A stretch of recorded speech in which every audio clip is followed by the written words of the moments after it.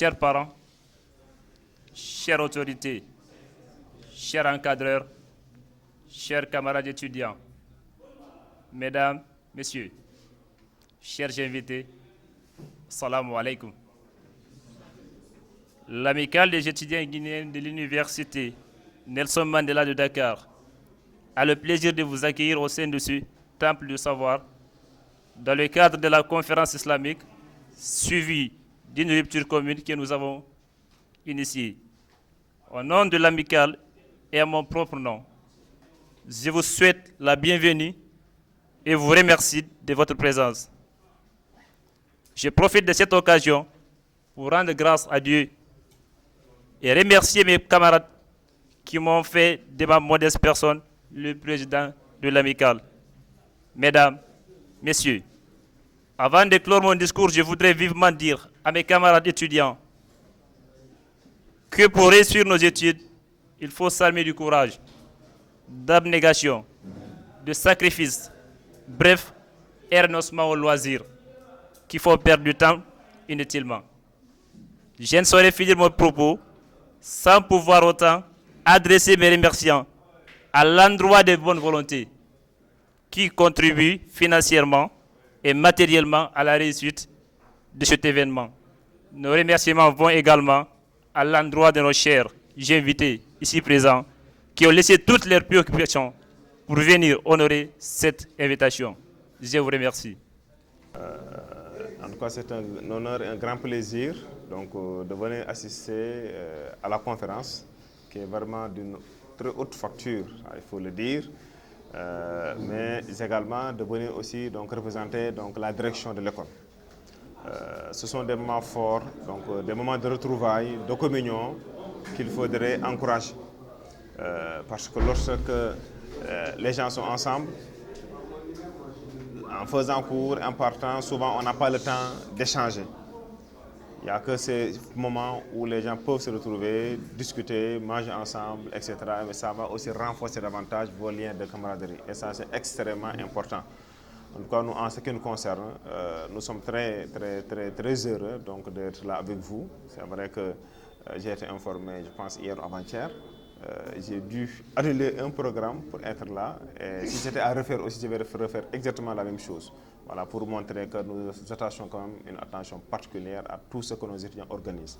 En tout cas, nous vous félicitons d'avoir pris cette initiative et espérons également que de telles initiatives donc, vont se poursuivre dans les années à venir. Nous vous remercions et en tout cas, je vous souhaite surtout un très bon dogo à tout le monde. Merci beaucoup. Chers étudiants, chers membres de l'amicale, chers invités, chers étudiants des autres écoles ici présents, c'est un honneur pour moi, un plaisir de prendre part à ce grand événement de rupture commune organisé par l'amicale des étudiants de l'université Nelson Mandela de Dakar. Avant l'entame de mon propos, je vais encourager les jeunes guinéens. C'est la première promotion, je dis bien la première promotion, les premiers étudiants guinéens de l'université Nelson Mandela de Dakar. Et cette initiative qu'ils viennent de prendre sous l'impulsion de M. Sellou et de Djoué, au début, lorsqu'on discutait de la mise en place de cette amicale, il y a eu quelques couacs. Mais aujourd'hui, à travers cette grande rencontre, l'université Mandela a su de quoi ces jeunes sont capables, jusqu'où ils sont prêts, jusqu'où ils sont capables de porter l'université.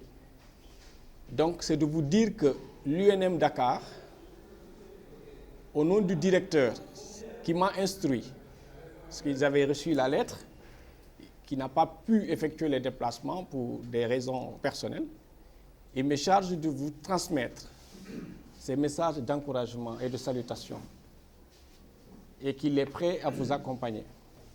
À chaque fois que vous avez un événement dans cette école, n'hésitez pas à venir près de l'administration. Monsieur Djoué et tous les autres membres qui sont ici présents, je vous encourage Et cet événement nous a vraiment touchés au fond du cœur.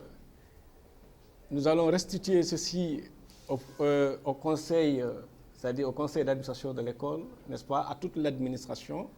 Les images vont aller très loin. Nous vous encourageons dans cette dynamique, d'accord?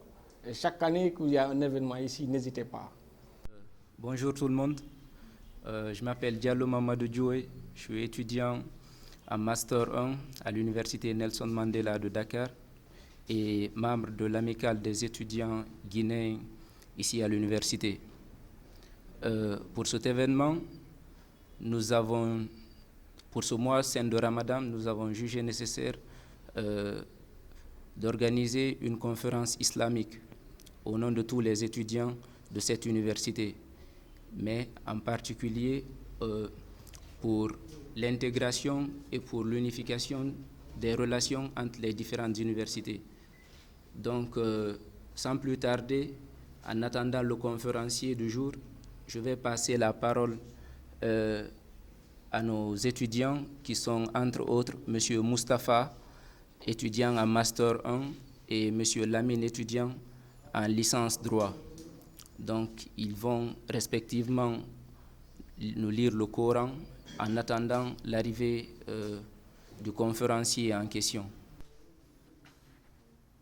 أعوذ بالله من الشيطان الرجيم بسم الله الرحمن الرحيم يا أيها الذين آمنوا كتب عليكم الصيام كما كتب على الذين من قبلكم لعلكم تتقون أياما معدودات فمن كان منكم مريضا أو على سفر فعدة من أيام أخر وعلى الذين يطيقونه فدية طعام مسكين فمن تطوع خيرا فهو خير له وأن تصوموا خير لكم إن كنتم تعلمون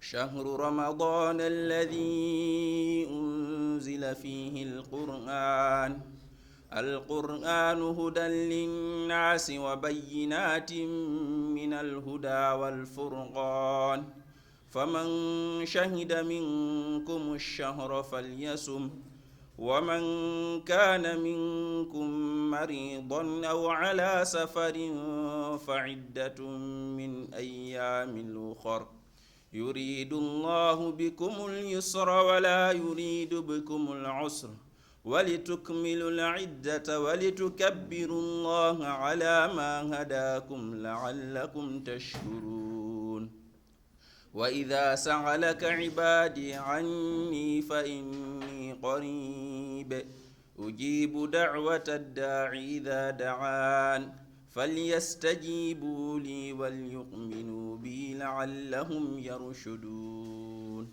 صدق الله العظيم. Allons maintenant passer la parole à notre cher conférencier, M. Boka.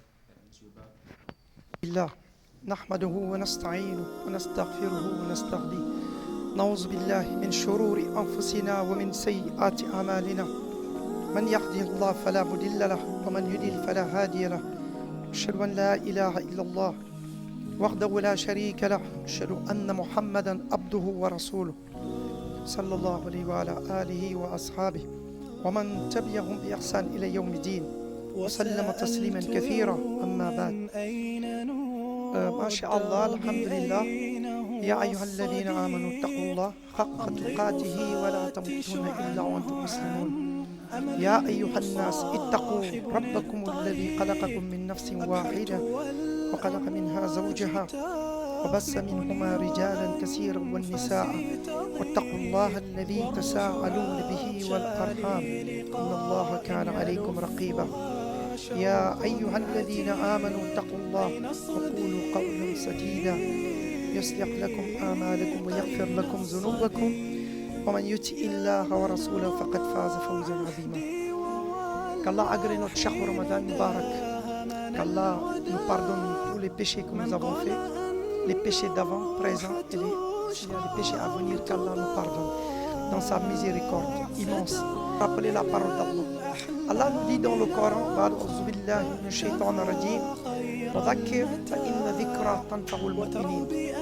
rappelle-toi, prophète, ô prophète, rappelle, car le rappel est profitable, il est important pour les croyants. C'est ce qui ont la foi, c'est ce qui voue à Allah en culte exclusif. Avant peut-être de parler sommairement du Ramadan, masha'Allah, sur quelques points, masha'Allah, parce qu'on a peut-être un problème de temps et il y a d'autres qui veulent peut-être aussi intervenir. La base de l'islam, pour n'aborder sur ça, qui est la quintessence, qui est le fondement. Sans ça, il n'y a pas d'islam. Sans cela, il n'y a pas de prière. Tu peux prier si tu le veux, mais tes prières seront invalides. Tu peux jeûner toute l'année, durant toute ta vie, sans interruption, mais tes jeûnes seront invalides.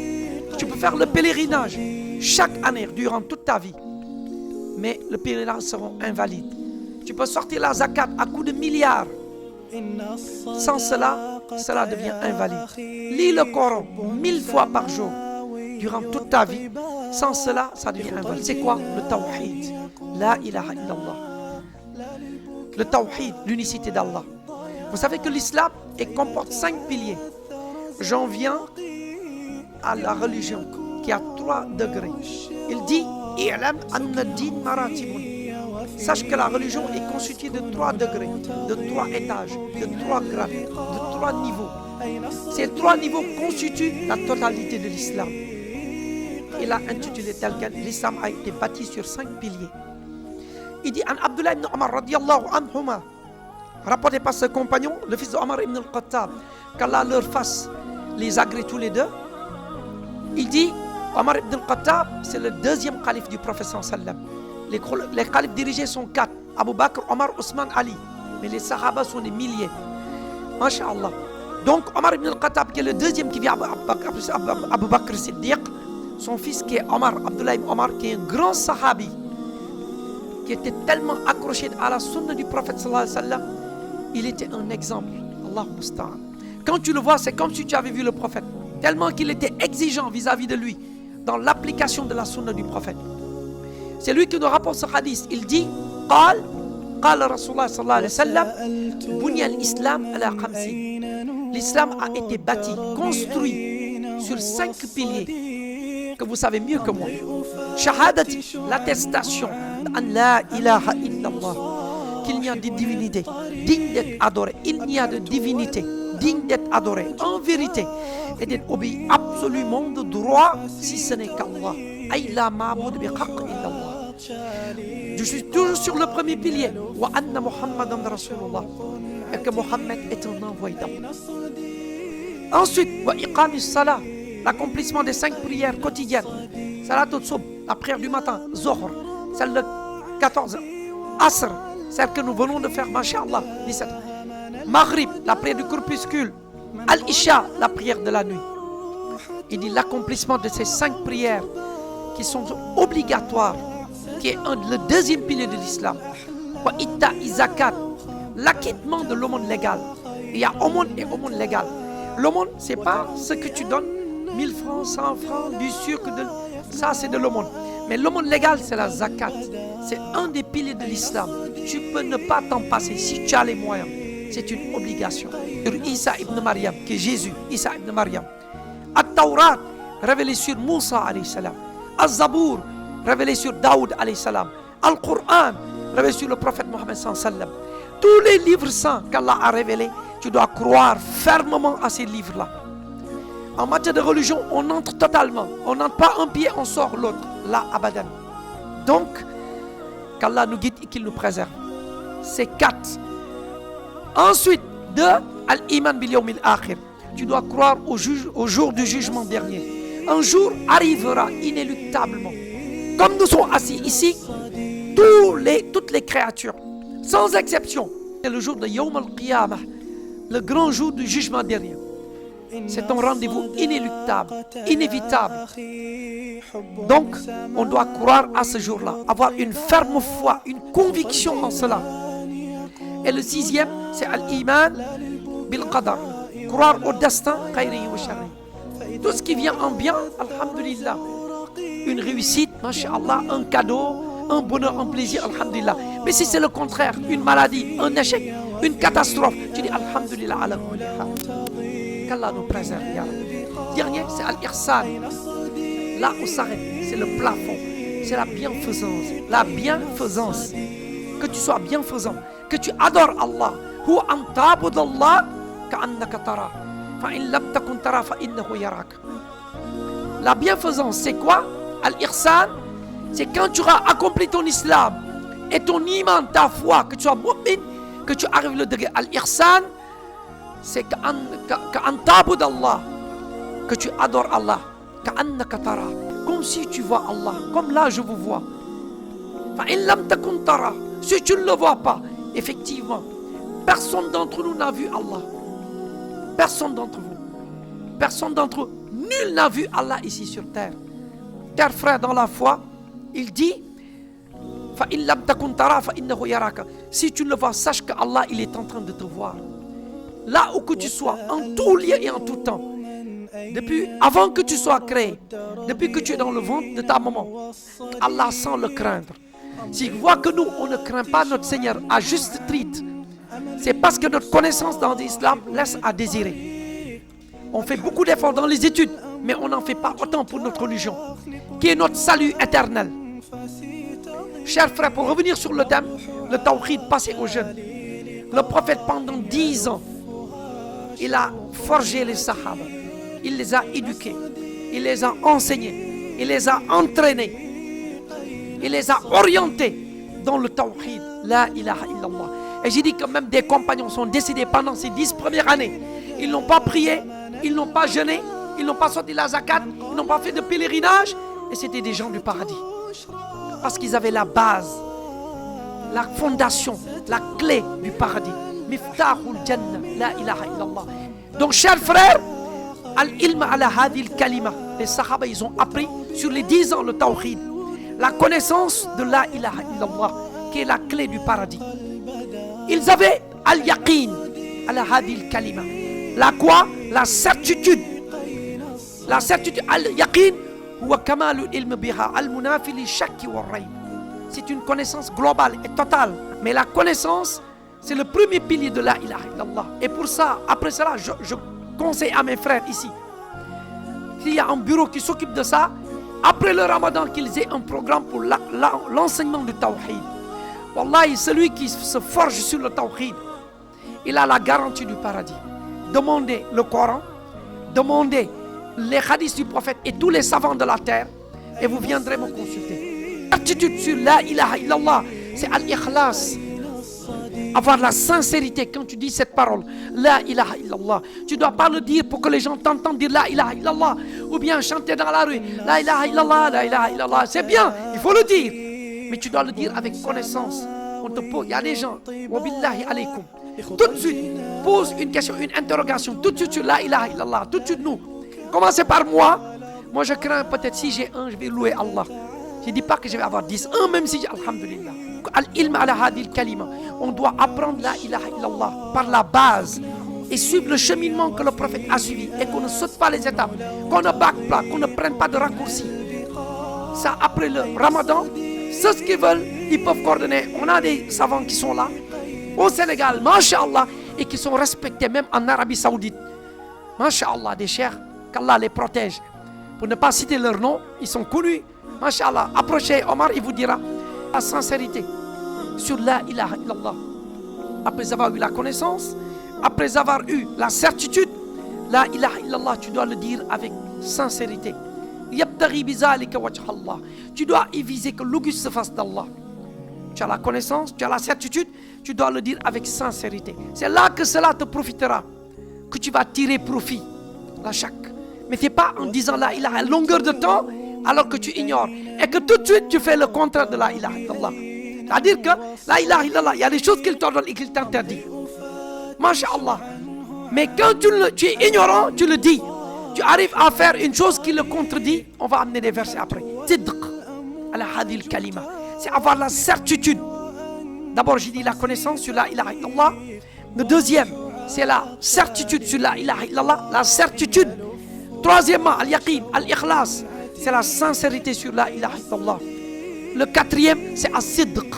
C'est la véracité. Quelque chose de véridique. Quand tu le dis, ce n'est pas mensongère. Tu as la connaissance, tu as la certitude, tu as la sincérité, mais cela c'est véridique. Si toute la terre dit le contraire, tu ne changeras pas d'un iota. Parce que tu sais de quoi tu parles. C'est ça la connaissance. C'est ça la certitude, la sincérité. Allah dit dans le Coran, Ya ayyuhalladhina amanu, ô vous qui croyez, ista'inu bis sabri was salah. Cherchez le secours et l'endurance. Ista'in, al-isti'ana, cherchez le secours. Bis sabr, dans l'endurance, dans la patience. Was salah, et dans la prière. La prière et la patience et l'endurance, c'est deux issues de secours. Tant que le musulman, il est fait comme il se doit, il n'a rien à craindre. Inna Allah, certes Allah, ma'as-sabirin. Allah, il est avec les endurants. Et le prophète, il dit, Ahlul Yasir, ô vous la famille de Yassir, soyez endurants. Notre rencontre sera le paradis Jannah. Ya Rabbi. Zaja Ramadan, si le mois de Ramadan arrive, il dit, Futtiqat abwabul Jannah. Les portes du paradis sont ouvertes. On a actuellement toutes les portes du paradis sont ouvertes. Allah, qu'Allah nous fasse entrer par cette porte. C'est un privilège. Dans l'autre hadith, في الرواية قال إذا دخل شهر رمضان فتقت أبواب السماء وغلقت أبواب جهنم وسلسلة الشياطين. Allah. Quand le mois de Ramadan arrive, Abu Huraïra dans l'autre hadith, il dit فتقت أبواب السماء. Les portes du ciel s'ouvrent. أي أبواب الجنة المعنى واحد. Les portes du ciel, ça veut dire les portes du paradis s'ouvrent. En ce moment, elles sont ouvertes, toutes les portes. Les portes de l'enfer, elles sont toutes fermées. Mais quelqu'un il va dire, ah, elles sont fermées, quand je suis libre de faire ce que je veux. C'est ce qu'ils font, ce qu'ils veulent pendant le Ramadan. Eux, ils vont entrer en enfer si Allah ne les pardonne pas. Il dit, Satan est enchaîné. Et je vais répondre à Satan qui dit, tu as dit que Satan est enchaîné. Le Ramadan, les gens ils font ce qu'ils veulent. Satan, pendant le Ramadan, il n'a aucune emprise sur personne. C'est la parole du prophète. Si tu as mécru en cela, tu as mécru à la parole du prophète, tu risques de perdre ta foi. Mais qu'est-ce qui se passe? L'être humain, dans sa nature, il y a des choses qui émanent de lui-même. Que tu es là, tu restes tranquille. Satan ne peut pas te... aucune tentation de lui. Si tu entends le Ramadan, quelqu'un a fait ça, bu de l'alcool, il a agressé quelqu'un, on entend des cas de viol. Cette personne, il a fait de son plein gré. Il a soulevé ses propres passions, mais Satan n'a aucune emprise sur lui. Donc pour terminer, chers frères, qu'Allah accepte notre jeûne, qu'Allah nous guide sur les pas du prophète sallallahu alayhi wa sallam, qu'Allah nous pardonne tous nos péchés, ya Allah, qu'Allah nous augmente notre connaissance au sein du Coran et de la sunna du prophète, qu'Allah fasse l'ensemble des étudiants de cette école, qu'Allah fasse qu'ils réussissent, qu'ils aient les meilleurs diplômes les plus hauts, et que ces diplômes leur bénéficient, aussi bien qu'à leur famille. Que les frères, qu'Allah leur donne les meilleures épouses, chastes et pieuses. Que les sœurs aient les meilleurs maris qui sont pieux et vertueux, avec des enfants en abondance. Ça, c'est facile pour Allah. Avec une richesse inépuisable, une richesse à coups de milliards, et qu'on va dépenser fils sabilillah. Qu'Allah nous donne la réussite dans les études, dans nos projets, sur tous les plans. Chaque fois qu'il y a un blocage, qu'Allah débloque cela. Chaque fois qu'il y a une difficulté, qu'Allah le rende facile. Chaque fois qu'il y a des problèmes, qu'Allah apaise. Qu'Allah nous aide. Jalla wa ala, qu'il nous fasse des croyants soumis à Allah, qui aiment Allah et son prophète, d'un amour incalculable, inimaginable, impensable, d'un amour qu'on ne peut pas quantifier, illimité, et d'un amour suivi d'une obéissance totale à Allah et son prophète. Cela est facile pour Allah. Qu'Allah nous donne dans la sincérité, dans nos paroles et dans nos actes, qu'il nous épargne de l'ostentation et de vouloir se faire connaître, se faire voir, de se faire remarquer. Wallahi la uridu minkum jazaan wala shukura. Ce qu'il dit Mohammed, innama bu'istu li utamim makarim al-akhlaq. Je suis venu pour parfaire les nobles caractères. Il dit les deux choses qui vont le plus faire entrer les gens au paradis, taqwa, husnul khulq. La crainte en Allah qu'on avait dit tout à l'heure, la crainte révérentielle, qu'Allah nous aide en cela, et avoir le noble caractère. On peut s'en arrêter là. Qu'Allah nous guide sur les pas du prophète. Qu'Allah nous aide, Ya Allah. Nos frères, sœurs qui sont malades un peu partout, qu'Allah les guérisse, Ya Allah. C'est ce qui sont dans les misères, que ce soit en Syrie, que ce soit en Irak, en Afghanistan, en Centrafrique, partout dans le monde, des musulmans. Allahumma ansurhum. Allahumma ansurhum. Allahumma yashfi mardana. ويشفي مرضى المسلمين اللهم يشفي مرضى المسلمين إننا نسأل بأسمائك الحسنى صفاتك الأولى اسمك العظم يا الله يا رحمن يا قيوم يا مالك الملك يا ذا الجلال والإكرام اللهم إني أسألك بأني أشهد أنك أنت الله لا إله إلا أنت الأحد الصمد الذي لم يلد ولم يولد ولم يكن له كفوا أحد اللهم صل على محمد وعلى آل محمد كما صليت على إبراهيم وبارك على محمد وعلى آل محمد كما باركت على إبراهيم وعلى آل إبراهيم في العالمين إنك حميد مجيد اللهم أرنا الحق حقا وارزقنا عجبه أرنا الباطل باطلا وارزقنا اجتنابه اللهم طهر قلوبنا من النفاق اللهم طهر أعمالنا من الرياء اللهم طهر ألسننا من الكذب طهر أعيننا من الغيانة يا مصرف القلوب صرف قلوبنا على طاعتك مقلب القلوب ثبت قلوبنا على دينك ثبت قلوبنا على الإسلام ثبت قلوبنا على الإيمان على الإحسان صدق واليقين